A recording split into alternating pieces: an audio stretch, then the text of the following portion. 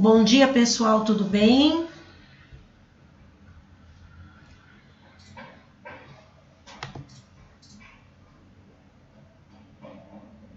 Tudo bem aí com vocês?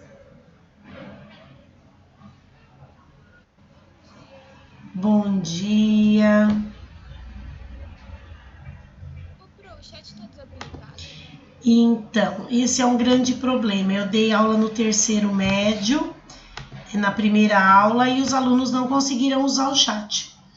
Então, assim, eu conversei com a Simone, ela falou que é para funcionar assim.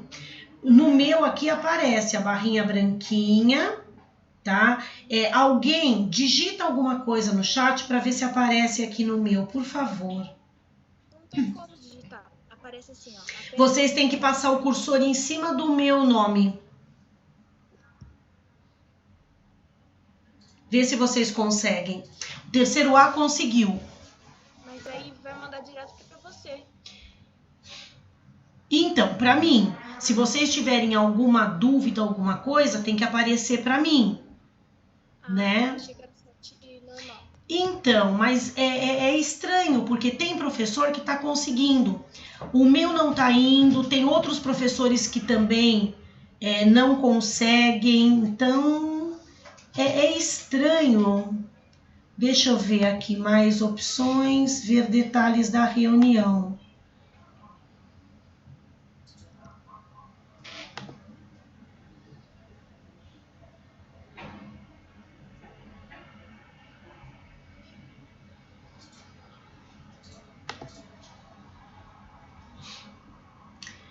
Então, eu estou fazendo como tem que ser feito e ele não aparece.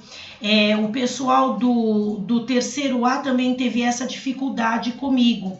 Aí eu entrei em contato com os professores, com a Simone. Alguns professores conseguiram, outros não. Então a gente vai tá acertando isso depois, tá bom? Porque aqui eu não.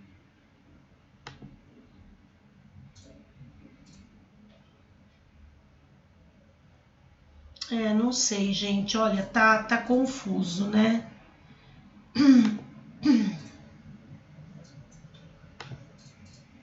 Bom, tudo bem, não tem problema.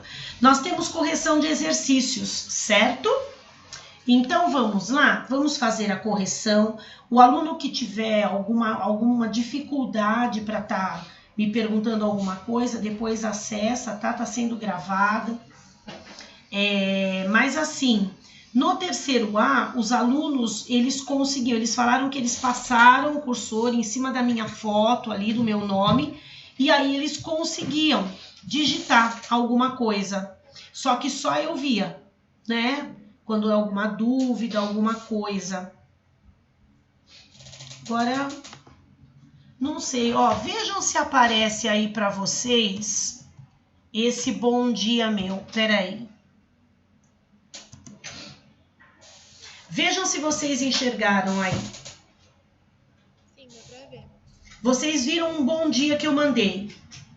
Sim. Tá, então vocês estão recebendo o que eu estou escrevendo. Agora, vocês não estão conseguindo digitar, não estão conseguindo fazer nada aí? Tem uma mensagem aqui e não dá nem pra escrever. Tá, depois eu vejo então, porque é para esse chat estar funcionando normalmente, tá? Então alguma coisa aí aconteceu. O meu vocês enxergaram, porque eu consigo digitar. Tem uma barrinha escrito responder lá embaixo. De vocês não tem isso? Não. Não tem. Ué, não dá pra fazer as anotações. É engraçado, eu tô olhando aqui pelo computador do Léo, de vocês aparece diferente do que aparece o meu. Se você clicar ali embaixo, você não consegue escrever nada? Não. Não consegue. Eu tô olhando aqui o do Léo, que ele tá na mesma tela. O meu aparece aquela barra branca com chat de reunião, com as coisas que eu tenho que estar vendo. Mas tudo bem, depois a gente vê isso então. Vamos corrigir. Corrigir não, desculpa, hoje deixa eu ver, peixes, né? Hoje a gente vai falar sobre peixes. Tava achando que era correção aqui, mas não é não. Correção foi da outra turma. Vamos lá. Hoje nós vamos falar sobre peixes, né? As características dos peixes. Então hoje é uma aula. Ao invés de eu gravar a videoaula, eu tô fazendo ao vivo com vocês. A minha ideia de fazer ao vivo era justamente para que tivesse a interação. Então essa interação vai ser feita por microfone, né? Quem estiver sem microfone, infelizmente, não vai ter como interagir. Eu vou fazer o seguinte, eu vou explicar o conteúdo. Quando o aluno tiver alguma dúvida, pode abrir o microfone e me perguntar, tá certo? Que aí eu volto como se fosse na sala de aula, ok? Então vamos lá. Pessoal, nós temos aí o grupo dos cordados, que são os animais que possuem, em algum momento da vida, aquelas características como notocorda, fendas faríngeas branquiais, né, sistema nervoso dorsal, enfim, aquilo tudo que vocês já viram lá na videoaula, né, que eu já expliquei para vocês e fiz correção de exercícios. Dentro do filo dos cordados, nós temos vários subfilos, né? Nós temos o que nós chamamos de superclasses também. E os peixes, os anfíbios, os répteis, aves e mamíferos fazem parte disso. Alguns autores chamam de subfilo, outros de superclasse, tá? Então vamos lá. Então os peixes, eles têm características muito peculiares. Todos os peixes, eles são aquáticos, podendo viver na água salgada, ou seja, são marinhos, ou na água doce, sendo dulcícolas, certo? Todos eles são ectotérmicos, ou seja, a temperatura do corpo varia de acordo com o ambiente. Eles não têm temperatura constante, certo? Eles apresentam um sistema digestório completo, com boca e ânus, tá? Ou cloaca para alguns tipos de peixe, certo? A maioria dos peixes tem respiração branquial. Por que a gente fala maioria? Porque tem um tipo específico de peixe, que são os peixes dipnóicos, por exemplo, a piramboia, que ela tem uma estrutura dentro do corpo dela chamada bexiga natatória. Isso é comum para uma grande parte de peixes, mas a piramboia, ela utiliza essa bexiga natatória, que o próprio nome diz, é uma bexiga, um balão, né, para encher de ar e conseguir tirar o oxigênio desse ar quando ela está no rio e num período de seca, esse rio baixa muito, ficando ali na lama, ou seja, some a água, evapora, tá? E aí o que acontece? Esse peixe consegue tirar o oxigênio do ar através desse falso pulmão, dessa bexiga que consegue encher de ar. E ele consegue sobreviver por muitos dias, até que volte a chover e essa água volte a encher o rio e ele consiga tirar o oxigênio novamente da água. Então é um peixe que tem respiração branquial, mas consegue utilizar a bexiga natatória como um falso pulmão, né? Consegue tirar o oxigênio do ar. Então os peixes pulmonados ou dipnóicos são os únicos que conseguem isso, tá? Por isso que a gente costuma generalizar falando em respiração branquial, porque na verdade eles respiram por brânquias ou guelas, que são estruturas que utilizam o oxigênio dissolvido na água, né? Que retiram o oxigênio da água. Então esses peixes em especial são peixes que conseguem tirar o oxigênio do ar, ok? Eles têm um sistema circulatório fechado. O que significa isso? Que o sangue ou o material correspondente circula dentro de vasos sanguíneos, tá? E nós falamos que é uma circulação simples, porque na verdade você tem no coração dos peixes um átrio e um ventrículo. Então, o sangue arterial, ele se mistura ao sangue venoso. Lembram aí o que é sangue arterial? Sangue rico em oxigênio. Sangue venoso, sangue rico em gás carbônico, tá? Então, o coração dos peixes tem apenas duas cavidades, um átrio e um ventrículo, certo? A excreção ela é realizada por estruturas chamadas de rins mesonéfros, que também são simples, tá? Se a gente for comparar aí com os mais evoluídos, que são os mamíferos, mas se a gente for comparar com uma excreção dos filos anteriores, a gente vai ver que teve um grande progresso aí, né? Esses animais, eles possuem uma estrutura chamada linha lateral. Se você olhar o peixe ao lado, você vai ver uma linha na lateral do corpo dele, dos dois lados. Essa linha lateral, ela serve para observar vibrações que aconteçam à volta do peixe, na água. Então, os peixes, eles precisam dessa linha lateral para se proteger contra predadores que de repente se aproximam e também para perceber alguma presa ali chegando, tá? Então, a linha lateral tem a ver com as vibrações à volta do animal, ali na água, para ele perceber o que está acontecendo ali no ambiente. Por isso que quando a gente vê um peixinho nadando e a gente movimenta a água perto dele, ele se vira imediatamente, porque as vibrações ali, as ondas na água, vão fazer com que ele perceba essa modificação à sua volta, tá certo? Bom, em relação à reprodução, a maior parte dos peixes é dioico, ou seja, possuem macho e fêmea, né? Com fecundação externa. A fêmea libera os óvulos na água e o macho libera os espermatozoides. Os espermatozoides se encontram com os óvulos na água, ocorrendo a fecundação. Aí, nos peixes ósseos, se forma uma larva chamada alevino. Essa larva, ela vai depois se transformar no animal adulto. A quantidade de gametas que os animais que têm fecundação externa liberam é muito grande. Se vocês pensarem em termos de peixes, são assim milhares de óvulos e espermatozoides jogados na água. Por que uma quantidade tão grande? Porque quando os gametas eles são lançados na água, tá, para serem fecundados, a probabilidade de fecundação é muito pequena, é muito menor do que quando nós temos uma fecundação interna, onde os espermatozoides são colocados dentro do corpo da fêmea para que haja fecundação, tá? Na fecundação externa, é tudo liberado na água. Então, muitos gametas são levados pela água, tá? Somente uma quantidade pequena de espermatozoides consegue fecundar o óvulo. Quando consegue, muito bem, surge a célula ovo ou zigoto. Nós já estudamos isso em embriologia. Desse zigoto, se for um peixe ósseo, vai eclodir uma larva, tá?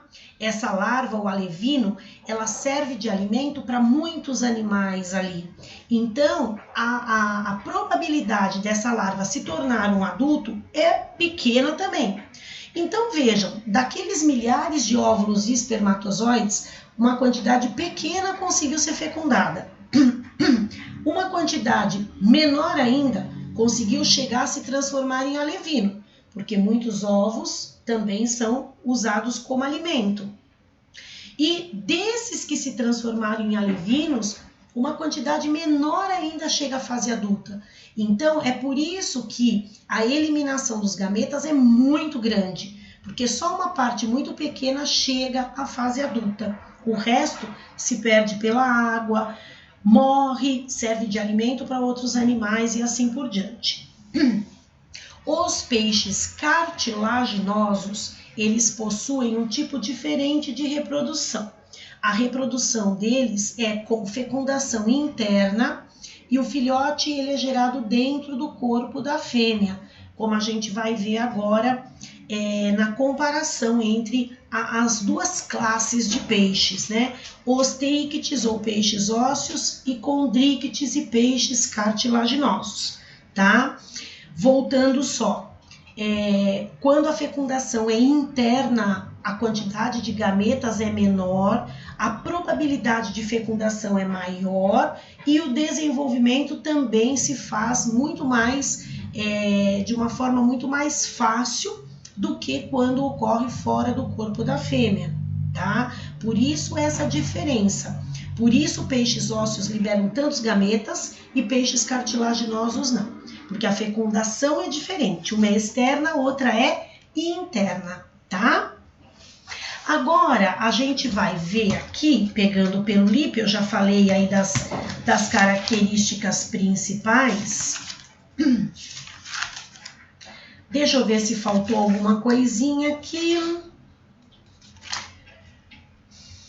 Falei da sistemática, que agora a gente vai separar. As funções vitais, eu falei do sistema digestório completo.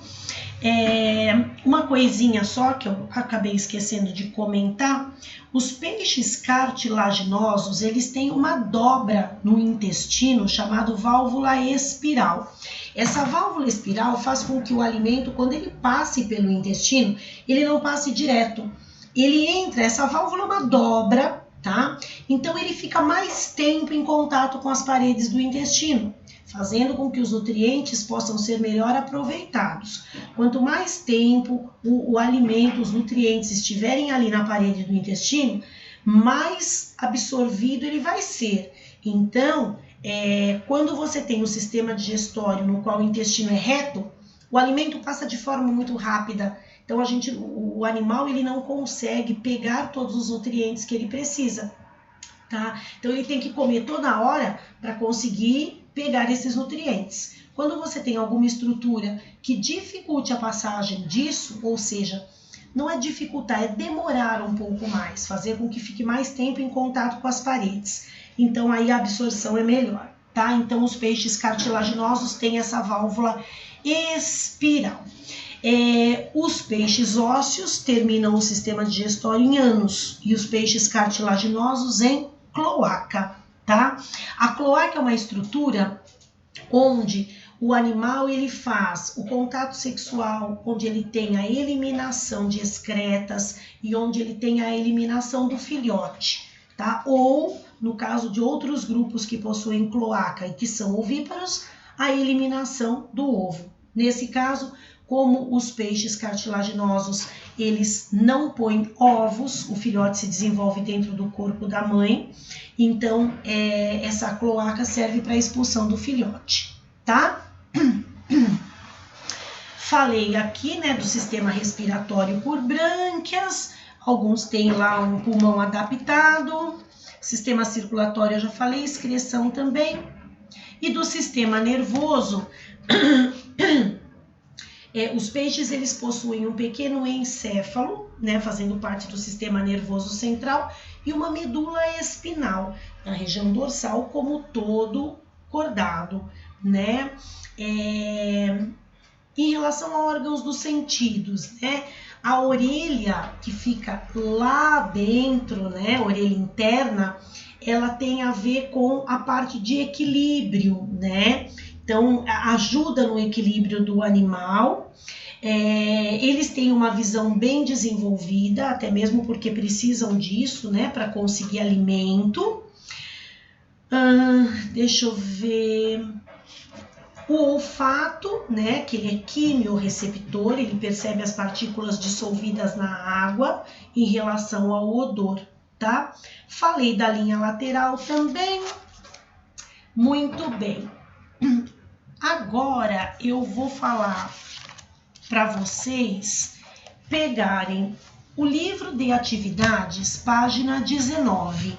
Tem um quadro de comparação de peixes cartilaginosos e peixes ósseos. Então, peguem aí, vou dar um minutinho para vocês pegarem o livro de atividades, página 19.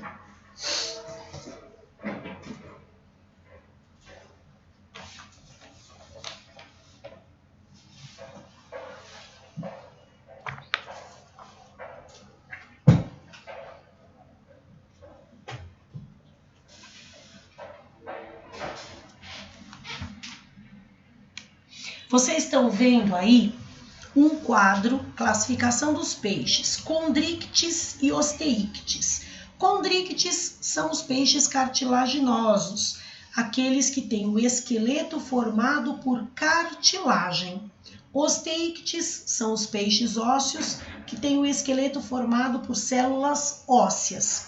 A diferença entre uma célula cartilaginosa, que é chamada de condrócito, e de uma célula óssea, que é chamada de osteócito, está no fato de que as células ósseas têm impregnação de cálcio, né? Então, a gente vê que são células enrijecidas, calcificadas. Já as cartilaginosas não, tá? Mas as duas têm a função de sustentação, certo? Se você pega um tubarão é um peixe ósseo, um peixe cartilaginoso. Então, ele possui o esqueleto cartilaginoso, que não fica a desejar em nada em relação a uma sardinha que tem o esqueleto ósseo. Então, para o animal, a sustentação se faz do mesmo jeito, só tem uma diferença nas células que compõem. No nosso organismo, nós temos partes que são sustentadas por cartilagem. Por exemplo, essa parte do nosso nariz. Quando você pega um crânio, você vê que no crânio ele tem só essa partezinha aqui, o resto é um buraco. Por quê? Porque essa partezinha onde a gente apoia o óculos é formada por células ósseas, é osso, que não é decomposto por fungos e bactérias, por causa do carbonato de cálcio, né? Então, quando nós pegamos a cabeça, um crânio, né, um esqueleto, a gente vê aquele buraco aqui. Ou seja, essa parte do nosso nariz aqui, ó, que parece um ossinho, é uma cartilagem. E ela é decomposta por fungos e bactérias. Então, a gente vê aquele buraco. De osso aqui, a gente só tem essa partezinha que apoia o óculos. O resto aqui é cartilagem. É que nós temos 3 tipos básicos de cartilagem, né? Nós temos uma cartilagem bem durinha, que é essa aqui do nosso nariz. Nós temos cartilagens que são super moles, como no caso aqui da nossa orelha, né? Dessa parte externa do pavilhão auditivo. Então, vejam, é tudo cartilagem, mas tem tipos de fibras diferentes, né? Então, a gente tem essas diferenciações. Então, vamos lá. Condrictes, vamos pegar essa comparação. Esqueleto cartilaginoso no ósseo, esqueleto ósseo, acabei de explicar. Condricte, as escamas placoides de origem dermoepidérmica, tentículos dérmicos. O que significa isso? Quando você olha para um peixe cartilaginoso, você não vê as escamas aparentes, você vê como se ele tivesse uma couraça. As escamas, elas ficam por baixo, você não vê. Se você vê um tubarão ou cação, uma raia, você vê que ela parece que ela tem um couro em volta, parece uma couraça, não parece escama, tá? É essa explicaçãozinha que tá aqui. Depois, os peixes ósseos, eles têm escamas de origem dérmica, ou seja, elas ficam na parte externa do corpo. Então, você vê claramente as escamas. Tanto é que muitas pessoas, quando vão limpar peixe, pegam o peixe e passam a faca no sentido contrário das escamas para levantar e para tirar essas escamas, tá? Então, no peixe ósseo, você vê a escama claramente. No peixe cartilaginoso, não. Essa é uma diferença grande que você consegue distinguir um tipo do outro só olhando. Outra coisa que a gente consegue distinguir, a posição da boca. No peixe cartilaginoso, a boca é ventral, ela fica aqui embaixo, igual a boca do tubarão. Já no peixe ósseo, ela é o quê? Ela é anterior, ela fica na ponta do corpo. Então, você pega uma sardinha, por exemplo, você pega um cavalo marinho, que é um peixe ósseo, você vê que a boca fica ali na ponta, tá? Agora, quando você pega um peixe cartilaginoso, a boca fica mais para baixo, a região ventral, aqui embaixo, tá? Cartilaginoso apresenta a válvula espiral no intestino, aumentando a superfície de absorção e cloaca. Nós já falamos sobre isso, né? Os ósseos não têm a válvula espiral e o intestino termina em ânus. Eles não têm cloaca, tá? O cartilaginoso não tem bexiga natatória. A bexiga natatória é uma estrutura que os peixes ósseos têm, só os ósseos. Essa estrutura, ela enche de ar e esvazia de ar, fazendo com que o animal ele consiga vir para a superfície ou afundar, tá? Então, quando enche de ar ou esvazia de ar, ele consegue subir ou descer. Os peixes cartilaginosos não têm isso. Então, eles ficam constantemente se mexendo debaixo d'água para evitar que eles subam. Para eles permanecerem lá embaixo, eles ficam constantemente se agitando, tá? Nos peixes de... Oi? Pode falar. Qual a diferença do ânus para a cloaca? O ânus, ele apenas elimina restos da digestão, tá? Só isso. O animal, ele se alimentou, aquilo que está em excesso ou que não serve para ele, ele elimina pelo ânus, tá? Mas ele tem outra estrutura para fazer a postura de ovos e tudo mais. Agora, a cloaca não. A cloaca é um único orifício para tudo. Para excreção, para o contato sexual, já que a fecundação é interna, tá? Para eliminação do filhote, tudo por ali, tá? Então, por exemplo, nós temos ânus. O nosso ânus é por onde saem as fezes, restos da parte digestória, tá? Se você pega uma ave, uma galinha, ela tem cloaca, ela tem um único orifício, por onde saem as fezes, juntamente com a urina, por onde ela tem o contato sexual, porque a fecundação é interna, e por onde ela faz a postura de ovos. Sai tudo pelo mesmo lugarzinho ali, que é a cloaca, tá bom? Você entendeu? Sim, obrigada. De nada.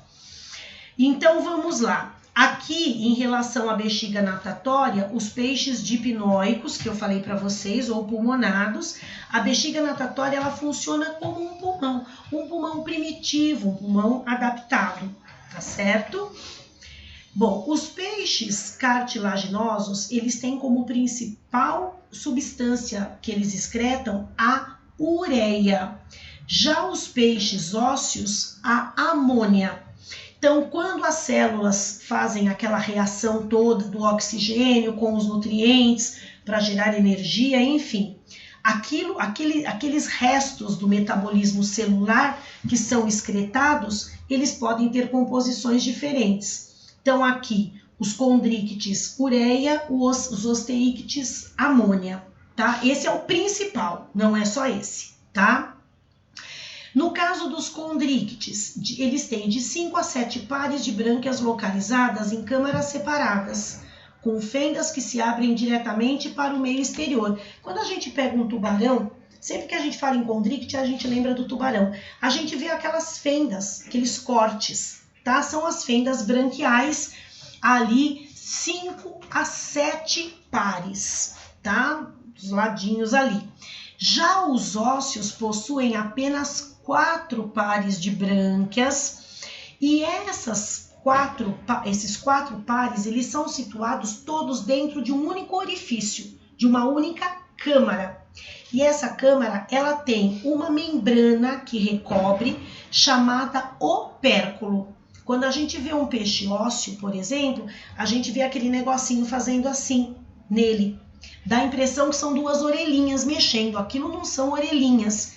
Aquilo ali é o opérculo. É uma membrana que reveste essas brânquias. Peixe ósseo tem, peixe cartilaginoso não tem opérculo, tá? Os peixes cartilaginosos possuem uma coisa chamada ampola de Lorenzini, que faz a percepção elétrica do ambiente. Ele é um eletroreceptor. Tá? O que é um eletroreceptor? Ele percebe ondas que chegam até ele, diferente da linha lateral, que vai pela vibração da água. Aqui não, tá? Os condríctes têm ampolas de Lorenzini e os ósseos não têm. E depois, por fim, a reprodução, que eu já tinha falado para vocês. Os peixes cartilaginosos têm a fecundação interna. O macho, ele tem uma das nadadeiras adaptadas, chamada clasper, onde ele introduz na cloaca da fêmea, colocando os gametas masculinos lá dentro, tá? O par de nadadeiras pélvicas do macho é transformado em órgão copulador denominado clasper. Olha aí, tá marcadinho aí. E lembrando que os animais, eles saem prontos do corpo da mãe, um número reduzido de filhotes, porque a probabilidade de dar errado é menor, já que eles estão protegidos no corpo da mãe, tá? Nos ósseos, maioria com fecundação externa, desenvolvimento indireto. É a presença da larva do tipo alevino que eu falei para vocês, tá? E por ser uma fecundação externa, a quantidade de gametas tem que ser muito grande, porque daquele monte, só um pouquinho chega à fase adulta, tá? Já nos condríctes, não, né? Nos peixes cartilaginosos, é tudo dentro do corpo da fêmea. Então, não tem como vir um outro animal e tudo mais ali, tá certo? Bom, agora vamos lá. Dúvidas, pessoal? Dúvidas nessa parte de peixes? Alguma pergunta? Se vocês não conseguem fazer pelo chat, pode abrir o microfone e perguntar. Nenhuma dúvida? Deixa eu só dar um recadinho para vocês. Vocês têm uma folha anexa para vocês fazerem. Vocês vão imprimir essa folha anexa que tem a ver com os filos anteriores que nós estudamos, tá? Vocês vão fazer, vão pegar o gabarito, colocar nome, número, por favor, não esqueçam do número, porque facilita na hora de eu computar a pontuação. Então, nome, número e a turma de vocês, 2MA. Aí vocês vão colocar todas as respostas no gabarito, fotografar e me mandar. No roteiro, eu coloquei para vocês mandarem pelo e-mail nascimento@luterano.com.br. Eu mandei uma mensagem pelo Teams de vocês lá, por biologia, avisando, coloquei a postagem avisando que o e-mail é adriananascimento@luterano.com.br, tá? Na hora que eu digitei no roteiro, eu pus só Nascimento, é Adriana Nascimento. Então, quando vocês forem enviar para mim a foto, tá? É para enviar por esse e-mail, adriananascimento@luterano.com.br. Se vocês colocarem só Nascimento, vai voltar o e-mail, tá? Então, não esqueçam disso porque tá valendo ponto. Fala. Então, eu não tenho impressora. Eu posso te mandar só pelo e-mail sem imprimir?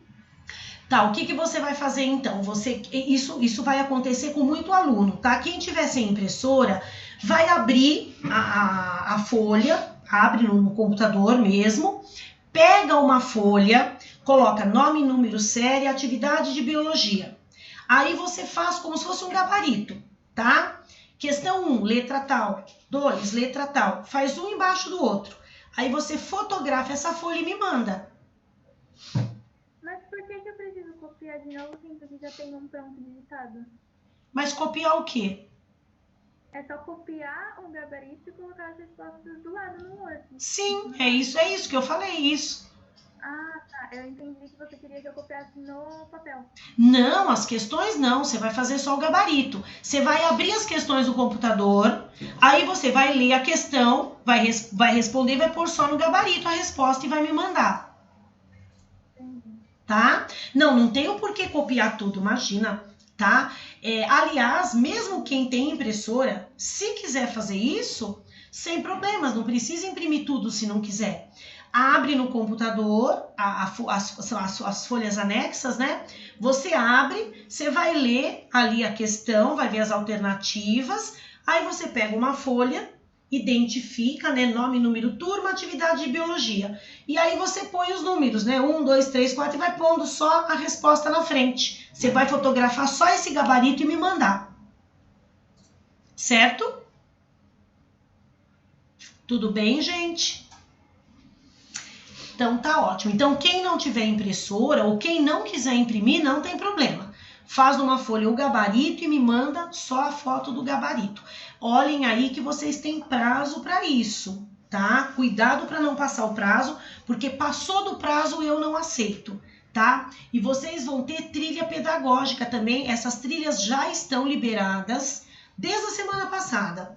Quando eu já fiz o roteiro de vocês, eu já coloquei ali, tá? Então, as trilhas estão liberadas e fecham no dia 30, tá certo? Também são desses filos todos que a gente tá vendo, ok? Eu vou encerrar a gravação, mas eu continuo com vocês para tirar dúvidas, tá?